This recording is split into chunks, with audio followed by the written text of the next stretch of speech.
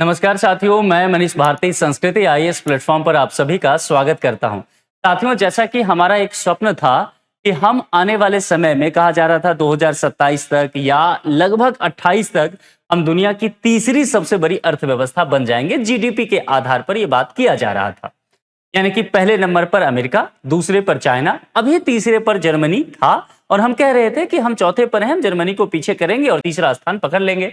लेकिन फिलहाल जो आईएमएफ ने एक रिपोर्ट प्रकाशित किया है, उसके आधार पर भारत की अर्थव्यवस्था को झटका लगा है और कहा है कि जो हमारा स्वप्न तीसरे नंबर पर पहुंचना था, वो तीसरा तो छोड़ दीजिए, हम चौथे नंबर की भी बड़ी अर्थव्यवस्था नहीं रह गए, हम पांचवें नंबर पे भी नहीं रहे, हम वापस जो है अब खिसक करके छठे नंबर पर पहुंच गए हैं। और छठा नंबर कहने का तात्पर्य यहां पर यह है कि यूनाइटेड किंगडम हमसे एक बार फिर आगे बढ़ गया। हालांकि यह बताया गया है कि हम चौथे नंबर पर दोबारा कब पहुंचेंगे। जैसे ही आईएमएफ ने ये रिपोर्ट यहां पर दिया, देखिए ब्रेकिंग न्यूज हर एक जगह यहां पर बनना शुरू हो गया है और इसमें बताया गया है 6th लार्जेस्ट इकोनॉमी हम रह गए हैं और यूके जो है हमसे आगे बढ़ते हुए इसने एक बार फिर से 5वां स्थान हासिल कर लिया है। ठीक है, तो कुल मिलाकर के आखिर इसके पीछे की क्या वजह रही है, उसको समझने की कोशिश करेंगे। क्या ये केवल युद्ध इसके लिए जिम्मेदार है, जो पहले यूक्रेन रसिया के बीच चलता रहा, जो अभी भी जारी है, और फिर अगर देखा जाए तो ईरान अमेरिका का संकट, तो क्या इसके वजह से है या और भी कुछ वजह है? हाँ, निश्चित तौर पर ईरान अमेरिका का संकट रहा है, लेकिन बाकी भी बाजार के अपने हालात रहे हैं, वह भी कहीं ना कहीं इसके लिए जिम्मेदार रहा है। देखिए, अप्रैल 2026 के नवीनतम आईएमएफ की वर्ल्ड आउटलुक रिपोर्ट प्रकाशित किया गया है, जिसमें यह कहा गया है कि भारत दुनिया की चौथी बड़ी अर्थव्यवस्था अब नहीं रहा और छठे नंबर पर पहुंच गया है। यूनाइटेड किंगडम जो है एक बार फिर से कहां पर पहुंचा है? 5वें नंबर पर। देखिए, हम सब जानते हैं कि पहले नंबर पर जो था वह यूएसए था, है ना, और तकरीबन मैं कह रहा हूं, थोड़ा इससे ज्यादा ही कह सकते हैं, 30 ट्रिलियन इकोनॉमी डॉलर, ये जीडीपी के आधार पर मान के चलिएगा। दूसरे नंबर पर जो था वो चाइना, और चाइना का तकरीबन कह सकते हैं 19.5 ट्रिलियन डॉलर। तीसरे नंबर पर जो है हम लोग मान के चल रहे थे, जो था भी जर्मनी, और जर्मनी को लेकर के 4.9 4.7 ऐसे आंकड़े लगभग आपको अप्रॉक्स देखने को मिलेगा, ये भी ट्रिलियन में है। और चौथे नंबर पर जो रहा वह इंडिया। ठीक है, यहां पर हम थे और हमारी इकोनॉमी का साइज जो था वो 4.4 हो चुका था। ठीक, अब 5वें नंबर पर कौन था? जापान, इसी को हमने पीछे किया, जापान भी 4.4। ठीक है, और छठे नंबर पर यहां पर यूके था और इसके अलावा बाकी कंट्रीज थे। अब यहां पर समझिए, आप कहेंगे कि सर एक चीज बताइए, इस रिपोर्ट में यह देखने को मिलता है कि जापान और इंडिया का साइज तो एक ही जैसा है, 4.4 4.4, फिर इंडिया क्यों आगे बढ़ा? क्योंकि पिछले साल आईएमएफ का एक रिपोर्ट था। ठीक है, आईएमएफ ने एक आंकड़ा जारी किया कि 2015 से लेकर के 2025 तक कौन सी अर्थव्यवस्था कितना प्रतिशत से आगे बढ़ा है, जिसमें जापान को लेकर के चर्चा किया गया कि जापान का 2015 में जो इकोनॉमिक साइज था जीडीपी के आधार पर वो 4.4 ट्रिलियन डॉलर ही था और 10 साल बाद भी इसकी अर्थव्यवस्था का साइज 4.4 ट्रिलियन डॉलर ही रहा। यानी कि 10 साल में जो प्रतिशत के आधार पर वृद्धि रहा वो 0 रहा। तो कुल मिलाकर के जापान की अर्थव्यवस्था जो है वो स्थिर हो चुकी है।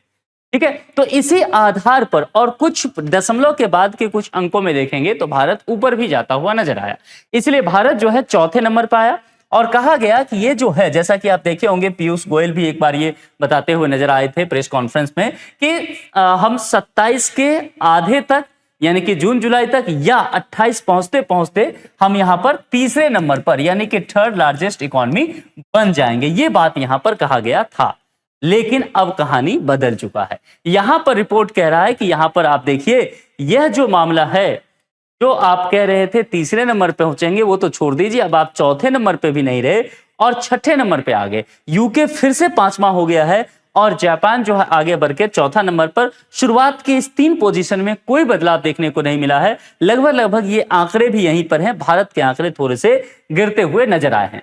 वैश्विक रैंकिंग देखेंगे, वर्ल्ड आउटलुक रिपोर्ट आईएमएफ के अनुसार, उसके अकॉर्डिंग यहां पर ग्लोबल जीडीपी रैंकिंग जो कहा गया है, उसमें अगर देखा जाए यूनाइटेड स्टेट का 2025 का और फिर 2026 का आंकड़ा, चूंकि अप्रैल 2026 का है तो इसको आप इस हिसाब से देख सकते हैं। चाइना जो है मामूली बढ़त यहाँ पर सबका आपको देखने को मिलेगा, जापान का भी थोड़ा सा बढ़त देखने को मिलेगा, यूनाइटेड किंगडम 4 से थोड़ा सा बढ़त, और इंडिया जो है यहाँ पर बढ़ता हुआ तो दिख रहा है लेकिन इससे नीचे यहाँ पर 2025 वाले में सब देखने को मिला है। तो कुल मिलाकर के भारत यहाँ से फिसल करके फिर से यहाँ पर 6ठे नंबर पर पहुंच चुका है।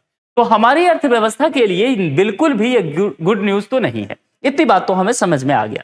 लेकिन अब यहां पर समझने की कोशिश करेंगे कि क्या वाकई भारत की अर्थव्यवस्था, क्या वाकई इंडियन इकोनॉमी खराब प्रदर्शन कर रही है या इसके पीछे कुछ और वजह है, टटोलने की कोशिश करते हैं। देखिए यहां पर रैंकिंग के गिरावट में एक बात तो ये समझ में आ रहा है कि कुछ तकनीकी कारण है, टेक्निकल इश्यूज हैं। टेक्निकल इश्यूज क्या है कि हमने अपना आधार वर्ष यानी कि बेस ईयर चेंज कर लिया है। हालांकि देखिए बेस ईयर इससे पहले भी हम बदले थे, है ना। अभी फिलहाल जो बेस ईयर चल रहा था वह 2011-12 चल रहा था, इससे पहले भी बदलाव किया गया था और बदल करके 11-12 रखा गया था।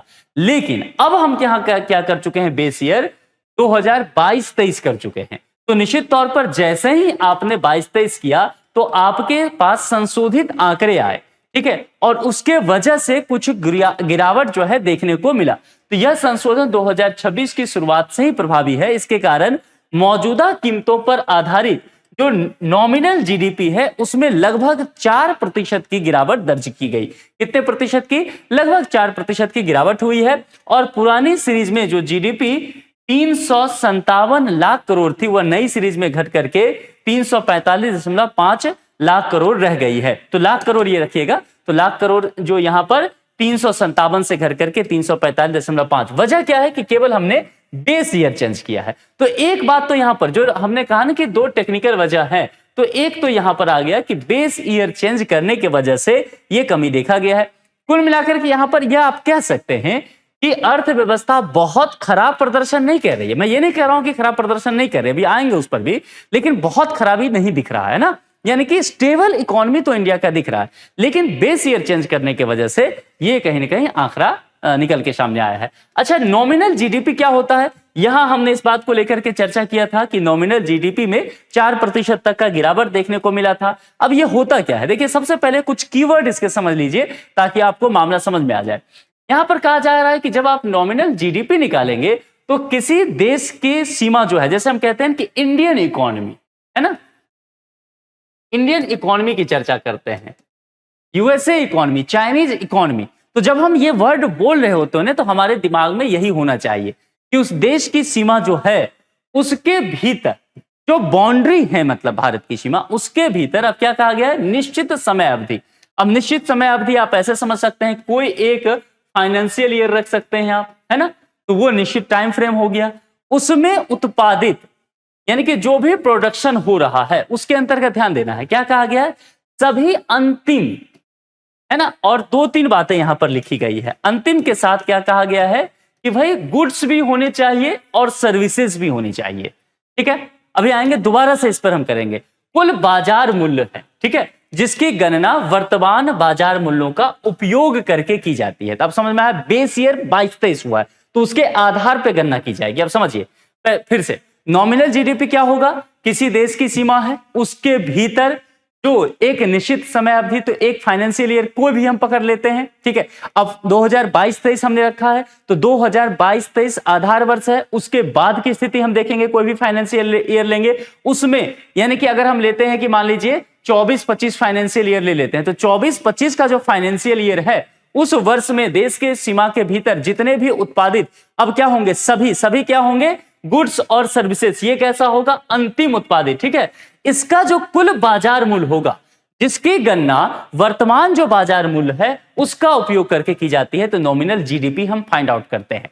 और यही अभी इस बेस ईयर 2022-23 के आधार पर किया गया है, इसीलिए गिरावट देखने को मिला है। और इसमें एक बात ध्यान रखिएगा, जो मुद्रास्फीति या अपस्फीति होता है उसका समायोजन नहीं किया जाता है, इन्फ्लेशन वाला पॉइंट नहीं रखा जाता है, जिसका अर्थ क्या है, उत्पादन मात्रा और मूल्य स्तर दोनों में परिवर्तन को ये दिखाने की कोशिश करता है। तो ये चीजें क्लियर हो गया कि नॉमिनल जीडीपी पर हम कैसे काम करते हैं। तो एक टेक्निकल पॉइंट तो वहां हो गया कि बेस ईयर चेंज किया और उसके वजह से नॉमिनल जीडीपी में हमें 4% के आसपास गिरावट देखने को मिला। अब यहां पर समझिए दूसरा टेक्निकल पॉइंट क्या है। दूसरा टेक्निकल पॉइंट मोटे तौर पे समझाता हूं कि रुपये का वैल्यू जो है एक तरह से वो गिरता जा रहा है ना, रुपया कमजोर होता जा रहा है। लेकिन ये कमजोर किसके मुकाबले होता जा रहा है? तो जब भी हम इसकी तुलना करते हैं वैश्विक बाजार में, तो अमेरिकी डॉलर से तुलना किया जाता है, क्योंकि अगर सबसे पावरफुल करेंसी देखा जाए तो वो अमेरिकी डॉलर है। उससे तुलना हम करके देखते हैं तो वैश्विक हालात जो बन रहे हैं युद्ध वगैरह का, उसके वजह से आप देखेंगे डॉलर अधिक मजबूत होता जा रहा है और रुपया जो है, जो हमारी करेंसी, वो गिरती जा रही है। तो कहीं ना कहीं एक वजह यह भी है, जो फाइनेंशियल ईयर 2026 है उसके दौरान डॉलर के मुकाबले भारतीय रुपये की कीमत में 11% की गिरावट आई है, जो अपने आप में आप कह सकते हैं कि रिकॉर्ड स्तर की गिरावट हो गया है।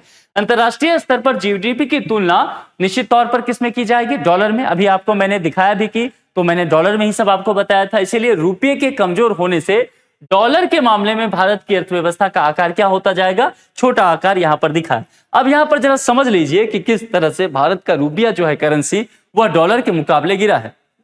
2010-11 की अगर स्थिति देखेंगे तो $1 जो था वह कितने के बराबर था? 46 रुपया के आसपास।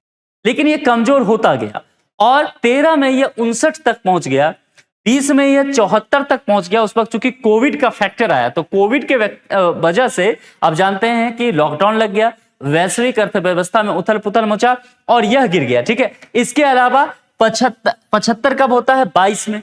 और यह कहा गया कि भैया यूक्रेन युद्ध था इस वजह से, और यह मामला आगे बढ़ता ही गया।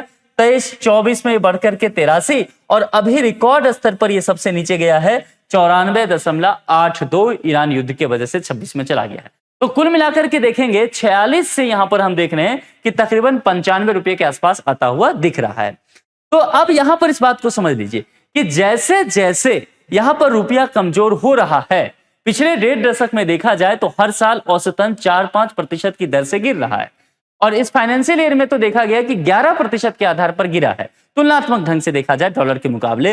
तो इस वजह से कहीं ना कहीं यहां पर हम देख रहे हैं कि हमारे जीडीपी का आकार छोटा होता जा रहा है। ये टेक्निकल प्रोसेस है और इस वजह से एक कारण रहा है कि हम चौथे पर जो थे, आगे सोच रहे थे कि 3 पर जाएंगे और गिर करके हम 6ठे नंबर की अर्थव्यवस्था बन गए हैं। अन्य कारण क्या है? British pound. क्योंकि ब्रिटेन कितने नंबर पर था, यूनाइटेड किंगडम कितने नंबर पे था, खिसक करके 6ठे पे गया था। हमने ही इसे पीछे किया था, पहले भी हम इससे पीछे थे, तो इससे ऊपर हम निकले। अब क्या है कि इस पिछले कुछ समय में ब्रिटिश पाउंड जो है मजबूती से ब्रिटेन की जीडीपी डॉलर में बढ़ गई है, तो ब्रिटिश पाउंड थोड़ा मजबूत हुआ है। एक वजह है कि उसके मुकाबले भी रुपया कमजोर हुआ है। तो इस वजह से आप कह सकते हैं कि यूनाइटेड किंगडम एक बार फिर से 5वें नंबर पर पहुंच गया है और हम जो है 6ठे नंबर पर पहुंच गए। मामला क्लियर हो रहा है। हालांकि इसको लेकर के ये बातें भी की जा रही है कि ये लंबे समय तक नहीं रहने वाला है। भारत की नाममात्र जीडीपी अनुमान जिसमें बताया गया 2025 और फाइनेंशियल ईयर 2026 का देखेंगे तो 3.92 ट्रिलियन डॉलर का रहा है। इसके अलावा यहां पर अनुमान जो है 27 का जो फाइनेंशियल ईयर देखेंगे वो 4.15 ट्रिलियन डॉलर का रहने वाला है। देखते चलिए साइज कैसे कैसे बढ़ने की बात की जा रही है। और फाइनेंशियल ईयर 2028 का अगर आप बात करेंगे तो यह अनुमानित है कि 4.58 ट्रिलियन डॉलर का रह सकता है। और भारत फाइनेंशियल ईयर 2028 तक, यानी कि इस लेवल तक दोबारा से चौथी सबसे बड़ी अर्थव्यवस्था बन जाएगा। हमारा अनुमान था कि 2028 तक जो है फाइनेंशियल हम तीसरी सबसे बड़ी अर्थव्यवस्था बनेंगे, लेकिन हम जो है वापस से 6ठे से चौथे पर ही पहुंच पाएंगे। ये बातें यहां कहा गया है। लंबे समय में यानी कि 2030-31 तक आप देख लीजिए, यानी कि जो चीज 27-28 में हो सकता था अब वो 30-31 में चला गया, शिफ्ट हो गया और हम तब जर्मनी को पीछे कर पाएंगे। जर्मनी को पीछे करने का तात्पर्य क्या है? जर्मनी किस नंबर पर है? 3rd में। तो जर्मनी को हम पीछे करेंगे और हम तीसरे स्थान पर पहुंच जाएंगे। ये उम्मीद जताया गया, अगर युद्ध वगैरह ना हो तो मामला बन सकता है। अब जरा वर्ल्ड इकोनॉमिक आउटलुक WEO के विषय में समझते हैं, चूंकि इसकी का अभी एक रिपोर्ट आया। वैश्विक आर्थिक आउटलुक अंतरराष्ट्रीय मुद्रा कोष यानी कि IMF द्वारा प्रकाशित एक व्यापक क्या है ये अर्धवार्षिक रिपोर्ट, यानी कि 6 महीना पर जो वैश्विक आर्थिक विकास, वृद्धि और मुद्रास्फीति का विश्लेषण यानी कि इन्फ्लेशन का ये एनालिसिस करता है और फिर क्या करता है? पूर्वानुमान भी प्रस्तुत करने का काम करता है। अब देखिए ये कहां वर्क करता है, तो विकसित और विकासशील देशों दोनों अर्थव्यवस्थाओं के लिए विस्तृत पूर्वानुमान प्रदान करता है और नीति निर्माताओं के लिए वैश्विक आर्थिक स्थिति पर नजर रखने का एक महत्वपूर्ण साधन भी ये देता है। ये रिपोर्ट आमतौर पर अप्रैल और अक्टूबर में जारी की जाती है। यहाँ क्या लिखा था? अर्धवार्षिक रिपोर्ट। तो अप्रैल और फिर अक्टूबर, 2 बार साल में। तो अभी अप्रैल वाला जो जारी हुआ है और इसी में कहा गया कि भारत पीछे खिसक गया है, भारत की अर्थव्यवस्था के लिए अच्छी खबर नहीं। ठीक है, लेकिन ये उम्मीद की जा रही है कि वही बात कि 28 तक हम चौथे पर और फिर 30-31 तक जो है हम तीसरे पर आ सकते हैं। आप कह सकते हैं कि 2-3 वजह रहा है, और एक तो रुपया का कमजोर होना, पाउंड का मजबूत होना, डॉलर मजबूत हो रहा, इसके अलावा हमने बेस ईयर चेंज कर लिया, 22-23 कर लिया ये, और इसके अलावा जो है ईरान युद्ध सबसे ज्यादा खामियाजा हमें भुगतना पड़ा है। तो कुल मिलाकर के इसीलिए यहां पर जो है अनुमान कर दिया गया कि हम अब जो है अगर तीसरे नंबर की अर्थव्यवस्था बनने वाले हैं तो 2027 तक नहीं बल्कि हमें 30-31 तक इंतजार करना पड़ेगा। ये बातें कुल रही है। संस्कृति आईएएस के द्वारा इंग्लिश मीडियम में एनसीईआरटी फाउंडेशन कोर्स दिया जा रहा है, जिसकी शुरुआत यहां पर 1 मई 2026 से होने वाली है। कॉन्टैक्ट नंबर और संस्कृति आईएएस का वेबसाइट दिया गया, विजिट कर सकते हैं। कोर्स जो है केवल ₹1 में उपलब्ध है आपके लिए, यानी कि टोकन मनी लगेगा। जो प्राइस 10,000 का था वो अभी आपको नहीं लगेगा। तो आप अविलंब जुड़ सकते हैं और इसका फायदा ले सकते हैं। ध्यान रखिएगा कि एनसीईआरटी ना आपके लिए मजबूत आधार है।